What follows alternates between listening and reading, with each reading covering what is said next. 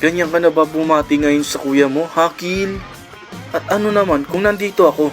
Masama bang nandito ako, ha, Kilua? Dahil alam ni Kilua na hindi maganda lahat ng mga binabalak mo. Laging ganon ang naiisip ni Kilua sa'yo. Sa pagkakataong ito ay nagkakaharapan na nga dito sila Illumi. Nandito naman si Razor, Gon at Kilua. Ano nga ba talaga ang balak nila Illumi? Si Hisoka naman ay nakatingin na nga lang at nagtataka kung bakit nga napasama si Illumi dito nga sa grupo ni Beyond Netero.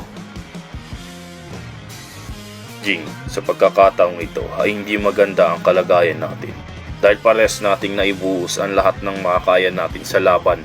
Masyado akong nalibang. Kaya naman wala tayong ibang gagawin ngayon kundi ang magpahinga at ipaubayan na lang sa aking kasamahan na si Razor. Tama ka.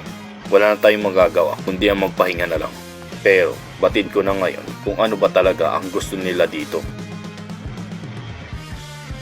Si Beyond Netero, marahil meron din siyang alam kung paano nagiging balanse ang lugar na ito at yun ang balak niya. Yun nga ang naging usapan ni Jing at ni Don Trix at balik nga tayo dito kung saan kaharap na nga nila Gon, eto nga sila Illumi, Chrollo at Pariston.